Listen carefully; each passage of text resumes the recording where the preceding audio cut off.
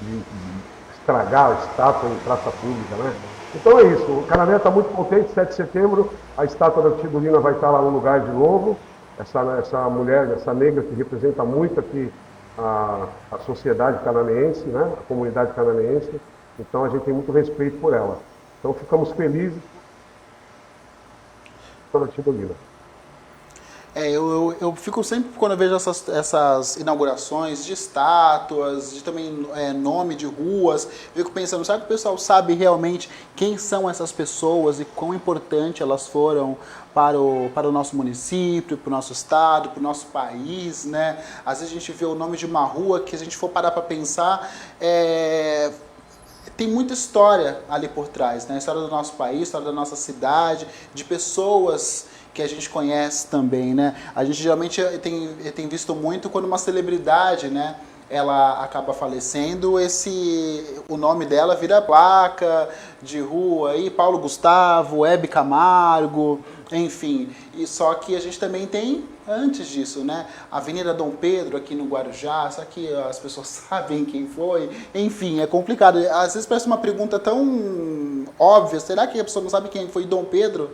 Mas muitas pessoas não sabem, então é importante esse movimento de fato acontecer, né? A gente celebrar de fato essas estátuas, colocar lá o que significa, para as pessoas, tanto os turistas também, irem visitar e ficar sabendo um pouquinho mais sobre a história da cidade, né, Leninha? Exatamente. Aqui no litoral a gente tem um movimento, algumas prefeituras têm feito um QR Code para colocar do lado desses monumentos, do lado Ah, legal. dessas estátuas, só para poder, justamente para contar, né? Aqui também em Caraguatatuba tem um projeto para fazer isso com algumas personalidades no cemitério também, quando, né, vão visitar.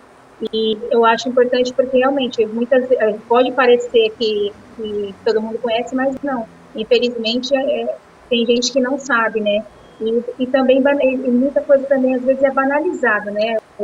Assim, aqui a gente coloca, eles tem pessoas que não têm nem assim história, não tem nem conhecimento, é simplesmente porque eu sou meu amigo, vou lá e vou colocar o nome da rua. Então, assim, cidade pequena às vezes tem isso também.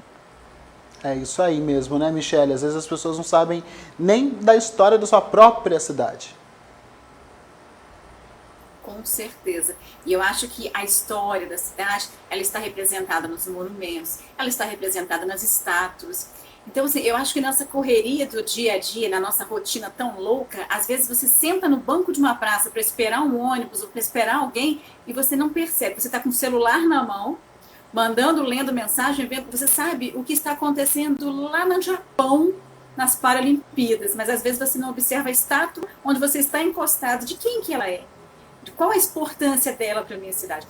Meu pai, quando era vivo, ele falava uma coisa que eu nunca esqueci: faça por mim o que você tiver que fazer em vida, porque depois que eu morrer não vai adiantar muito fazer qualquer homenagem, porque eu não estarei aqui para ver. Então eu fico vendo situações como essa de vandalismo e tudo mais, e eu me pergunto se não seria interessante, lógico, fazer uma homenagem póstuma, mas que cada município valorizasse as suas personagens, as suas personalidades, enquanto elas estão aqui para receber esse carinho. Porque depois é uma estátua que o pombo vai sujar, que os vândalos vão destruir, que a história vai esquecer e que talvez nós que sabemos essa história deixamos passar porque a gente não passa para os nossos filhos, a gente não conta as histórias dessas pessoas, então elas vão perdendo no tempo, elas vão ficando esquecidas. Daqui a pouco tira essa estátua, coloca um playground, coloca alguma coisa e ninguém nem vai mais lembrar quem era aquela pessoa. Isso é responsabilidade nossa também.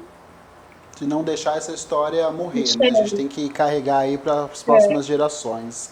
Mas tem também pesquisa acontecendo aí no Vale do Ribeira, né? E é sobre o transporte público, Marcelo. Isso mesmo. Atenção aí aos usuários do transporte público aí no município de Registro. A prefeitura agora lançou uma campanha. Ela quer ouvir a população e entender qual a necessidade da população, novas linhas, né, em novos bairros. Então a população quer escutar, a prefeitura quer escutar a população nessa pesquisa para entender a necessidade, a demanda e daí criar novas rotas, né, Inclusive, desde ontem, já está acontecendo a retomada de novos horários em diversas linhas da cidade. As informações podem ser acessadas no portal da Prefeitura, registro.sp.gov.br. Lá também tem um formulário para você participar da pesquisa. Fica lá e aí a Prefeitura vai entender qual é a tua necessidade. Vai dar prioridade, né, para onde o município está precisando mais, né? Lógico, as novas linhas vão atender o anseio da população. Então, essa é a ideia da Prefeitura. Então, já está valendo essa pesquisa, já pode entrar no site lá, tirar a informação da Prefeitura.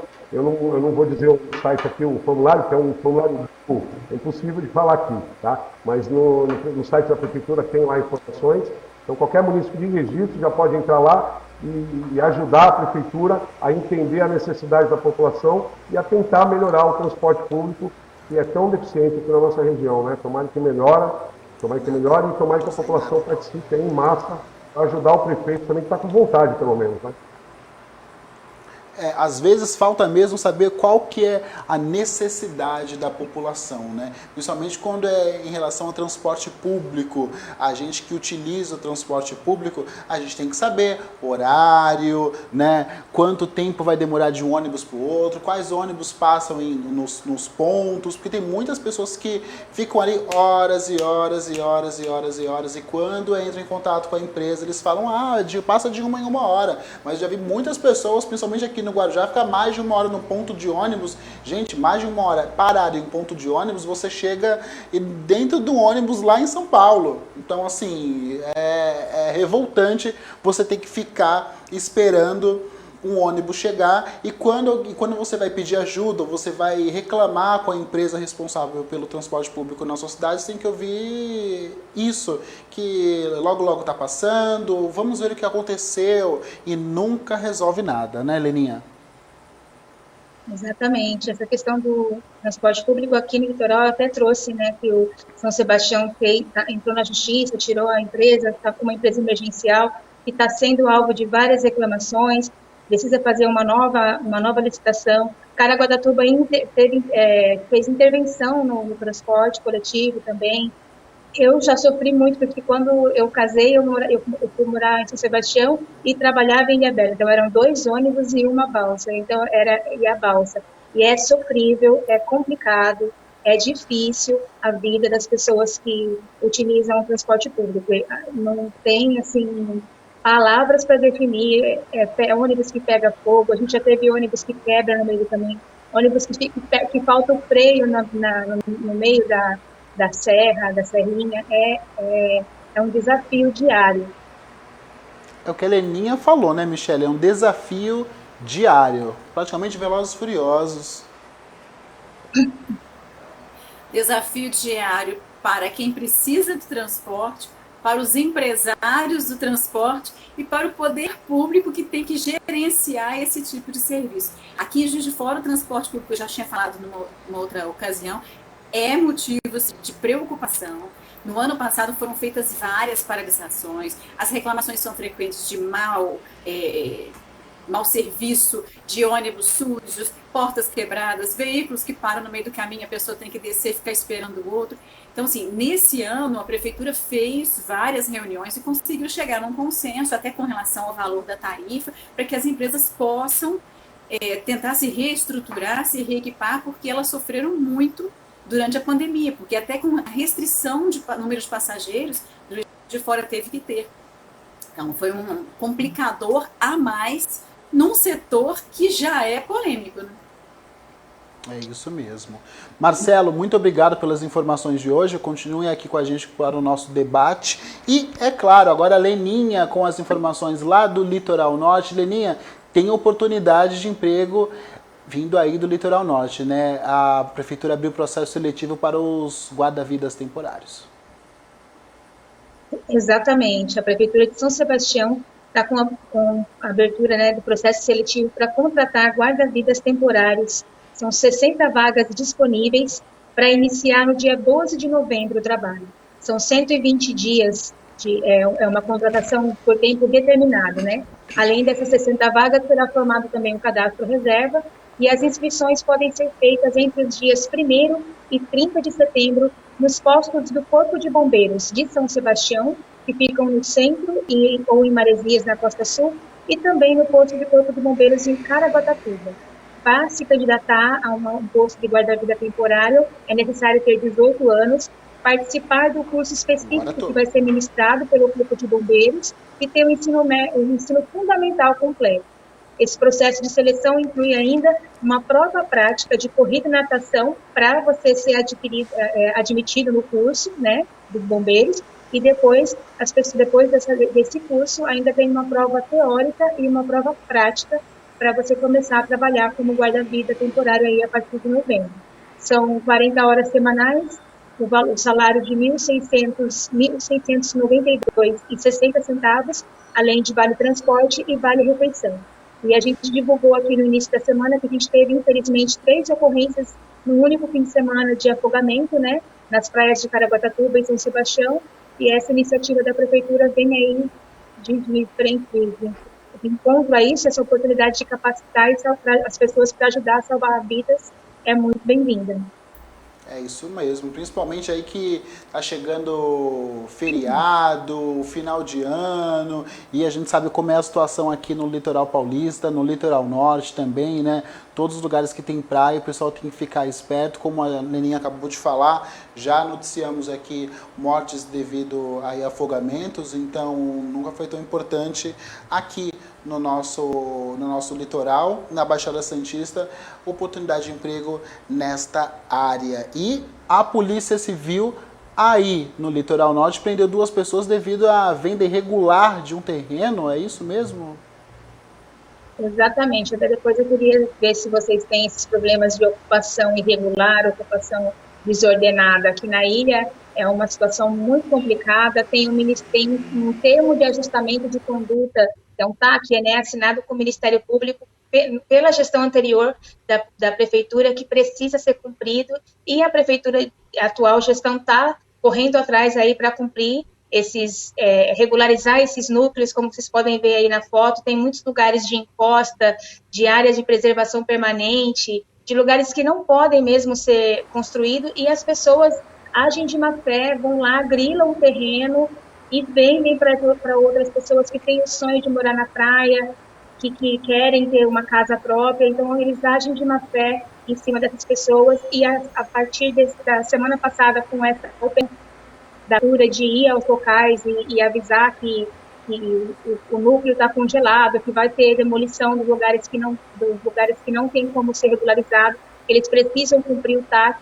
Houve essa denúncia aí já da Polícia Civil, e eles prenderam uma pessoa na segunda-feira e o outro na terça-feira. Foram 2 prisões seguidas por conta de denúncias que chegaram na prefeitura de pessoas que estavam aí fazendo esse crime, né, de vender terreno irregular. Além disso, eles tinham também aí antecedentes criminais por tráfico de drogas, e se eles forem condenados, aí vão pegar pelo menos 5 anos de detenção. Então, a orientação da Polícia Civil e da Prefeitura é que, se você puder, é muito importante, antes de comprar qualquer terreno, você vai lá na prefeitura para ver a regularidade do imóvel, porque para evitar futuras dores de cabeça, prejuízo, porque vai ter demolição, eles vão ter que reorganizar essa situação, não tem mais para onde fugir, porque existe esse termo de ajustamento de conduta com o Ministério Público, e a prefeitura precisa cumprir isso. Agora vamos saber dos nossos amigos como é a situação lá na praça, onde eles falam. Marcelo, como que é essa situação aí no Vale do Ribeira? Então, a nossa região aqui é uma região muito protegida, né? Uma região com Mata Atlântica. Então, é uma região que é muito protegida, já é desenhado a área que é possível construir, a se habitar, ela já é mais ou menos desenhada, demarcada, né? E as demais áreas são áreas de proteção permanente. Então, isso é bem rigoroso, a questão da proteção ao meio ambiente aqui. As invasões, elas atualmente, eu acho que elas quase não existem. No passado, eu vi muito sobre isso. Mas é isso, Canané e região aqui do Lagamar Paulista é muito protegido, então já está demarcado. Nesse canto aqui pode, o demais não pode. Então já está mais ou menos que desenhado o futuro aqui, como que vai ser a parte habitada e a parte protegida, né? Aí sim. E, Michele, aí em Juiz de Fora? Aqui em Juiz de Fora, a questão de ocupações irregulares é um problema crônico há muitos anos. Nos últimos anos temos tido menos problemas com relação a isso, porque os governos eles têm investido mais em prevenção. Só que o que acontece? Como você deve ter visto, a cidade tem um relevo muito íngreme. São muitas ladeiras, são áreas de risco de deslizamento de terra. Temos áreas de risco de inundação, porque ou é alto demais ou é muito baixo, próximo ao rio. Então, esses locais perigosos, eles às vezes estão vazios justamente por esse motivo. Então, pessoas, às vezes famílias, são até incentivadas a invadir áreas nas margens do rio ou mesmo nas encostas para ocupar, para chamar a atenção e tentar, de repente, conseguir um acesso ao Minha Casa Minha Vida. Só que aí a prefeitura tem agido, o poder público tem feito, quando é terreno público, tem conseguido negociar ou transferir ou avaliar junto à assistência social a situação de cada família. Agora, quando o terreno é particular, os proprietários vão mesmo para a justiça, conseguem mandados de integração de posse. Então é comum a gente ver Polícia Civil, Polícia Militar, Polícia Federal ajudando, acompanhando a justiça na retirada dessas famílias, derrubada de barracos. É uma situação muito chata, muito dolorida para quem está naquela situação, mas a gente tem que entender que existem regras e que invadir não vai resolver o problema. É isso mesmo, e é o que a Leninha falou, né? Ir em busca da informação para saber se o local que você adquiriu, que você comprou, né? Ver se está tudo certo, ver se toda a papelada está certa, porque essa informação pode aí evitar muita dor de cabeça também, porque muitas pessoas entram nessa sem querer, sem ter de fato todas as informações ali necessárias, né? Agora, Leninha, as cidades do litoral norte aí, elas também aderiram a um novo programa do governo do estado, né? Qual que é esse programa? Então, só para reforçar, na verdade, a gente vai só reforçar o que o Marcelo falou ontem, né, que é o programa Bolsa Trabalho do governo do estado, que ele trouxe, né, e aqui no Litoral Norte as 4 cidades também aderiram a esse programa, que aí as inscrições estão abertas até segunda-feira, dia 30, é um projeto com 40 vagas de emprego para cada cidade, para moradores que tenham mais de 18 anos e que tenham uma renda aí de até meio salário mínimo, né? Uma renda familiar de até meio salário mínimo. Então, a bolsa de R$ 535, como o Marcelo falou ontem, e é preciso fazer a inscrição no bolsadopovo.sp.gov.br, nesse site, ou no caso de Caraguatatuba e Ubatuba, quem tiver dificuldade para fazer pela internet pode procurar o PAT da cidade. E em Ilhabela e Ubatuba, quem tiver dificuldade pode procurar a Secretaria de Assistência Social.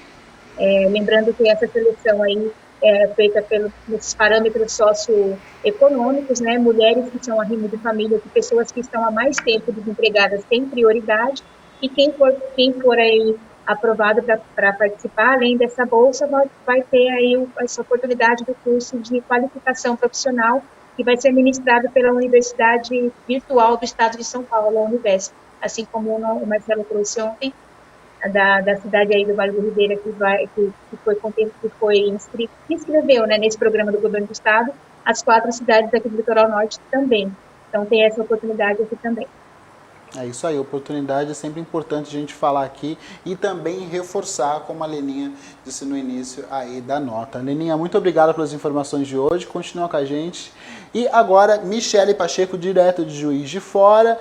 Mi, quais são as informações daí? Porque a polícia apreendeu 23 quilos de drogas. Isso mesmo. 23 quilos, são 29 tabletes de maconha. Sabe onde eles estavam escondidos? Na lataria de um carro. Os policiais rodoviários federais faziam uma fiscalização de rotina na BR-265, que passa por Barroso, aqui no Campo das Vertentes. Eles abordaram 2 veículos com placas de cidades de São Paulo. Os carros pareciam estar viajando juntos. Quando pararam esses 2 motoristas, os policiais perceberam que eles ficaram muito nervosos, incomodados com aquela abordagem. E, lógico, ficaram ainda mais desconfiados. Eles começaram a dar geral nos carros e na lataria traseira, nas laterais traseiras do Gol, com placas da capital paulista, eles encontraram 29 tabletes de maconha. 3 pessoas foram presas, os 2 motoristas e uma outra pessoa. Eles são irmãos, os 3 são irmãos. São 2 homens, um de 43 e outro de 47 anos, e uma mulher de 45. Eles conversaram e acabaram contando aos policiais que pegaram essa droga em Mojimirim, em São Paulo, e fariam a entrega em Barbacena, também no Campo das Vertentes. Só que eles não contavam que a poucos metros da cidade fossem a ser abordados e ter toda essa carga apreendida. Quer dizer, mais uma apreensão de drogas que a gente mostra aqui no NUAR, né, Gustavo, da Polícia Rodoviária nas estradas aqui da região. E sabe o que mais me deixa chateado nessa informação é que é uma família, né? Eu acho que aí você não tem tudo bem, acho que não vou nem julgar aqui a situação em que cada um passa na vida para de fato encontrar no crime algo para viver. Mas aí levar toda a família para essa vida de crime é complicado, né? Você fica assim, poxa, por que chegou a esse ponto de ter que puxar todo mundo? A gente vê aí muitas imagens e matérias também de família dos pais colocando os filhos já para... Mas, gente, uma família inteira no mundo do crime, tem necessidade mesmo para todos estarem ali? Já passou isso pela sua cabeça também, Marcelo? É meio estranho, né? Porque a gente querer esse mal, né, para filhos da gente, para as pessoas ali que vivem o dia a dia com a gente, então, essa pessoa ela deve estar já meio fora de si, meio desequilibrada para aceitar uma coisa dessa, né? Não é uma coisa que deveria ser normal, não. Uma família deve ter um carinho maior um pelo outro, não um levar o outro para esse caminho, né? Um caminho tão ruim, né? Tão sem futuro, né? É aquilo que a gente já tinha também comentado, né, Leninha? A gente não pode pensar que nós não temos como ter outras oportunidades na nossa vida, né? A gente tem que, principalmente os pais aí, os responsáveis, porque nessa família com certeza aí devem ter crianças, devem ter adolescentes que estão vendo os outros ali fazendo algo de errado. Será que eles também não vão se sentir impactados por isso e também seguir a mesma vida, né? Mas eles também têm que lembrar, e toda a família tem que lembrar, de que não é aquilo ali, aquilo não é para todo mundo, não é para ele também, ele não precisa seguir aquilo. É bem aquilo que você falou, a gente não tem como julgar, não tem como saber o que aconteceu, é o que mais choca aí na notícia que a Michelle trouxe, né, que a família inteira fazendo carreira no crime, né, tem que ter alguma alternativa, não é possível que seja uma escolha, né, de fazer isso porque quer, porque tem, porque dá lucro, porque é mais fácil, nem sempre o caminho mais fácil é o caminho correto, né? Então, eu não acredito que alguém aí dessa família e das outras famílias deve entrar aí, tentar dar uma orientação, né? Sei lá, alguma coisa assim, para não ter essa situação aí com os 3 presos, né? Depois, se tiver filho, se tiver dependente, como faz agora? É isso aí. É essa pergunta realmente que vê. Como é que faz a pessoa agora, ainda mais independente, né? Bom, Mipa, teve incêndio aí em Juiz de Fora, né? Só que é um tipo de incêndio que tem acontecido muito no nosso país nos últimos meses, né? Sim, aqui em Minas esse é um problema que está se agravando.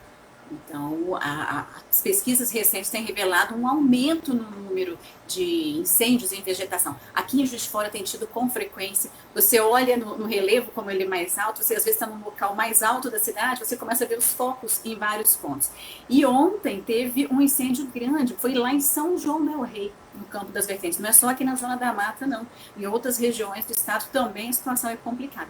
Nesse incêndio em São João del Rei, os bombeiros foram chamados por moradores que estavam muito assustados. Por quê? As chamas começaram na beira de uma estrada e chegaram num terreno que estava abandonado, com muita vegetação seca, foi se espalhando e começou a se aproximar de várias casas. As moradias ficaram na linha do fogo, então os bombeiros tiveram que, como o lugar é um acesso mais complicado, tiveram que usar os abafadores, usar mochilas com água para chegar até todos os focos e fazer esse combate que era urgente. E um detalhe que eles falaram, que chamou a atenção deles, o impacto ambiental, Gustavo. Porque quando a gente pensa em queimada, em incêndio em vegetação, a gente imagina assim, o estrago que vai causar pode atingir uma casa, outra. Só que nessa área tem muita fauna. Então você tem cobras, você tem aves, e o que os bombeiros observaram durante o tempo que eles estavam fazendo esse trabalho era um número grande de aves tentando sair, outros animais mortos, e tem um risco também que sempre que a gente cobre alguma matéria de incêndio, os bombeiros alertam: cuidado, olha onde você está pisando. Por quê? As cobras, os répteis de um modo geral, eles querem fugir daquilo de qualquer forma, eles estão assustados com esse calor, com o risco. Então, para sobreviver, eles acabam invadindo as casas, procurando áreas urbanas para tentar encontrar um abrigo. E no meio do caminho, às vezes pode estar o pé de um repórter, o pé de um morador, alguém, uma criança brincando, que pode acabar sendo atacada por esses animais em fuga. E sim, e causa um desequilíbrio, porque quando os répteis morrem, as aves que se alimentam deles têm problemas e vice-versa. Quando essas aves morrem, a procriação de répteis, de roedores, ela fica fora de controle. Então, assim, o impacto é muito grande. E infelizmente aqui ainda eu não sei como que é nas outras regiões aí em São Paulo, mas por aqui aquele hábito de você limpar o pasto com fogo, infelizmente ainda é frequente.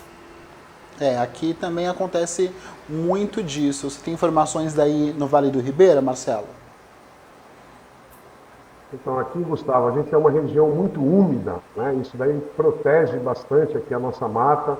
Então aqui o incêndio aqui não é uma questão comum aqui, um fato comum aqui na região não. A gente tem uma umidade muito alta, a mais alta do estado, por isso que a gente somos os maiores produtores de banana, né? Que a banana ela é uma fruta que ela se identifica muito com a umidade. Então é isso, aqui a umidade protege a gente, não temos no dia a dia da gente, a gente não vê muito isso não. E no litoral norte, Leninha? Aqui é mais frequente. A gente, apesar que nessa temporada a gente teve só uma grande ocorrência que a gente até trouxe aqui no ar, que foi na Ilhabela, né? Mas como a gente tem aí a Rio Santos, ela corta grandes áreas de mata, de vegetação, tem sempre aquela questão daquele ser humano educado, né? Educado, que joga a bituca de cigarro acesa e que vira todo um estrago e que faz toda essa movimentação na cadeia alimentar, na cadeia, né, da natureza, como a Michele falou. Muitas vezes a culpa é do ser humano, é nossa, né? O incêndio aqui acaba sendo criminoso, não é só a questão da secura do local, porque aqui é mais seco, né, do que o Marcelo está falando. E o calor tal já favorece essa questão da queimada, mas ainda tem o bicho humano, né, que queima lixo, né? Vou queimar lixo dentro do meu terreno, da minha casa, e aí acaba levando esse foco para o mato, e aí vira um incêndio. Então, assim, aqui tem muito, mas essa temporada graças a Deus, a gente está bem controlado, assim, só teve por enquanto, só teve essa única ocorrência de Ilhabela que a gente trouxe para vocês. É o que a Michele falou, né? Às vezes a gente pensa que a questão é só o incêndio, mas é toda uma movimentação, como comentou a Leninha, né? Tem a questão dos animais, tem a questão das pessoas também, que tem que tomar cuidado, e até quem vai trabalhar, no nosso caso, né? Lá os profissionais da área de comunicação, né, Michele? Bom, agora mudando um pouquinho de assunto, nós também vamos falar de oportunidade vindo daí, né Michele? É isso mesmo. Uma parceria entre o Senai e o governo de Minas oferece cursos técnicos gratuitos para jovens mineiros. São 4.600 vagas em 10 cidades. As inscrições terminam no dia 2 de setembro, está terminando esse prazo, e podem participar os alunos de escolas públicas e privadas que estão no segundo e no terceiro anos do ensino médio ou em qualquer período da EJA, Educação para Jovens e Adultos. No ISN Portal estão todas as unidades que oferecem esses cursos e basta você procurar por regiões e clicar em Juiz de Fora e região. A gente tem falado tanto aqui, não é, pessoal, com relação a divulgar, as pessoas terem acesso à informação sobre as oportunidades. E eu tenho observado que a gente tem buscado isso. Eu não sei se é intencional da Leninha e do Marcelo também, mas como a gente sabe que tem essa procura, que tem esse interesse, a gente tem cada vez mais interesse de ficar garimpando esses bons assuntos para trazer. E eu acho assim, treinar os nossos jovens, a gente acabou de falar com o Marcelo com relação ao vandalismo, ele falou, poxa, vamos ocupar o tempo com coisas úteis. Então, assim, criar oportunidades de estudo, de trabalho, essa ajuda que o governo de São Paulo está dando para quem quer trabalhar, eu acho que isso é muito importante. E o nosso papel está aqui, é divulgar e mostrar que a oportunidade está aí. Então, pessoal, corre lá, porque dia 2 de setembro acaba o prazo para inscrição. Acho que às vezes são nessas oportunidades que a pessoa também pode definir um novo momento para a sua vida, né? Eu lembro quando eu era um pouco mais jovem, minha mãe, eu queria fazer o ensino médio normal, não queria fazer técnico nenhum. E minha mãe bateu o pé e falou assim, não, você vai fazer técnico de informática, porque daí você já vai ter uma profissão, você será técnico de informática, você já pode fazer estágio, e no ensino médio normal não, né? Porque eu fiz ensino médio junto com o técnico e graças à minha mãe, tenho que agradecê-la bastante por ter puxado a minha orelha e falado, não, você vai fazer técnica de informática, eu consegui meu primeiro emprego, depois foi indo, não parei mais de trabalhar. Então, às vezes, falta, isso, né? A pessoa ter aquela oportunidade que vai, de fato, fazer a mente dela abrir para muitos lugares, né, Marcelo? É verdade. E a questão da educação, buscar conhecimento, isso é uma coisa que é definitiva. Quem pensa que eu vou cursar uma faculdade por 5 anos, eu vou me formar, e aí eu vou trabalhar, vou ganhar muito dinheiro, vou ficar rico, viajar, pode ser que consiga tudo isso, mas parar de estudar, nunca. Vai ter que estar sempre, o mundo está muito rápido, muita mudança, então qualquer setor, qualquer profissão, ela requer um esforço de estar a pessoa sempre se atualizando, sempre se qualificando. Então, o ideal é trazer o estudo para dentro da vida da gente como se ele fizesse parte mesmo da nossa vida. Então, a gente tem que saber que tem que estudar, tem que estar sempre buscando novos conhecimentos, porque o futuro vai pedir muito isso, vai cobrar. Né? Vai cobrar dos jovens de hoje essa qualificação lá na frente. Também acredita nisso, Leninha, que uma oportunidade como essa pode mudar a vida de uma pessoa, né? Eu estava pensando justamente nisso. Poderia mudar a vida dessa família que a Michelle trouxe aí, da questão do tráfico de drogas, né? Com oportunidades como essas, que tudo começa pela educação, né? Aí a educação não ocupa espaço, então nunca é demais. Então, se você investir na educação, você está investindo na formação da sociedade, numa sociedade mais justa, mais igualitária, melhor, né, para todos nós. É isso aí. Agora, Mi, vamos falar sobre tecnologia e educação. Qual a informação que você traz para a gente hoje, tendo em vista que a gente já conversou bastante sobre isso essa semana, né? Com certeza. Quando eu vi essa nota, essa notícia, eu pensei, gente, tem tudo a ver com o que a gente tem discutido, que a gente teve um contato disso, eu acho muito legal. Então, assim, o que aconteceu aqui que me chamou a atenção é que o ensino remoto do governo de Minas, o governo realizou melhorias nesse aplicativo de conexão Escola 2.0 para melhorar justamente esse ensino remoto. Entre as mudanças estão a atualização de segurança e novidades do conteúdo. Os alunos agora vão poder ter aulas ao vivo pela plataforma sem gastar o pacote de dados deles. O projeto, assim, é uma das ferramentas do regime de estudo não presencial de Minas, pode ser baixado de graça no Google Play Store e tem a navegação patrocinada pelo governo do estado. Quer dizer, os alunos e os professores devem atualizar o aplicativo para ter acesso a essas melhorias. E o que eu acho interessante, Gustavo, é porque o governo, ele patrocina o acesso. Então, por exemplo, às vezes meu pai está desempregado, eu não tenho crédito no telefone, poxa, eu vou perder as minhas aulas? Não, você não vai. Mesmo que você não tenha crédito, você baixa o aplicativo, e quando você faz o acesso a ele, você consegue navegar sem problemas dentro, né? Lógico, você não vai gastar a internet aleatoriamente, mas tudo que é relacionado a esse aplicativo, a internet é liberada, então você consegue ter esse acesso. Eu acho que esse tipo de inclusão foi tão debatido por nós aqui essa semana, que eu acho que é muito interessante ver mais uma prova de tentar melhorar as condições de educação, do ensino, nesse período ainda de remoto, ensino híbrido, parte em casa, parte na escola. Foi aquilo que a gente comentou aqui, né? O estudo híbrido, ele foi colocado aí em teste e agora a gente tem que, a cada momento, ter que atualizar todos os mecanismos que são entregues a esses jovens que utilizam esse tipo de educação agora, né? Nesse momento de pandemia, e com certeza depois que a pandemia acabar, esse tipo de educação vai continuar, né, Marcelo? É verdade. Eu sou muito a favor da educação nova que está sendo criada agora, que é a educação à distância, né? Mas a Michele tocou num assunto agora que é crucial. Hoje a gente tem bons cursos à distância, a maioria deles, tem muitos deles que não tem custo algum, e muitos deles, grandes faculdades oferecendo cursos também muito baratos. Mas qual é o maior problema hoje que o brasileiro enfrenta? É o acesso à internet. Então, esse outro lado precisa ser revisto. Tem bons cursos à distância para fazer? Tem, ótimos. Mas todo mundo tem acesso à internet hoje? Não tem. Não há dinheiro para isso, a economia não permite isso.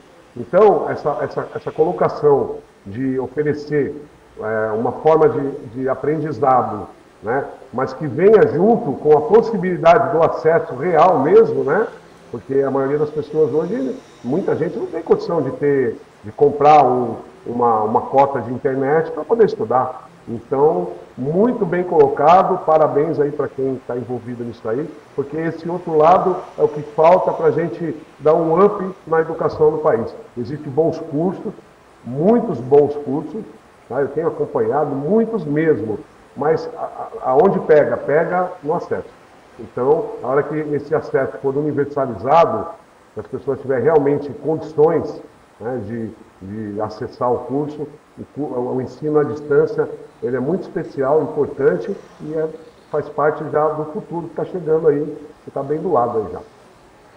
Você também acredita nisso, Leninha, de que agora é o momento de atualizar e de melhorar todos os serviços que estão sendo entregues a esses jovens? Exatamente, eu acho que essa iniciativa é muito interessante e muito importante de você oferecer essa ajuda financeira para os professores do aplicativo aí para os professores, para os alunos, para as famílias.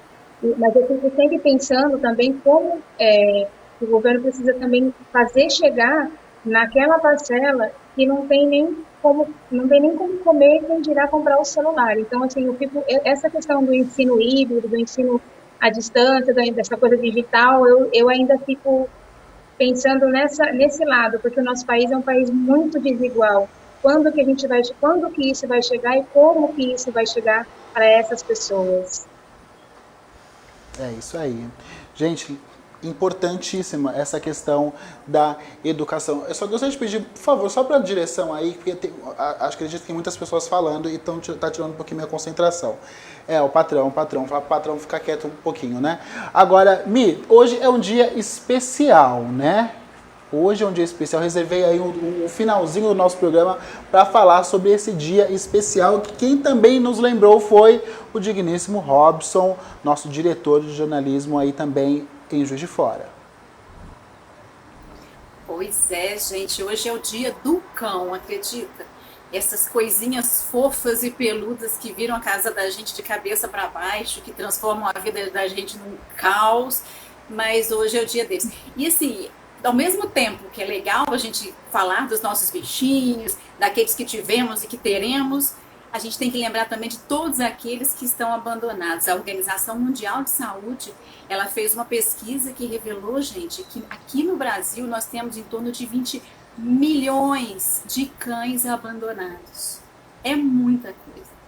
E durante a pandemia, aconteceu uma coisa assim que, é lógico que as pessoas tiveram uma redução no seu rendimento e algumas tiveram que escolher até entre pagar a conta de luz e pagar a comida. Então muita gente acabou deixando seus pets na rua, soltando eles, abandonando.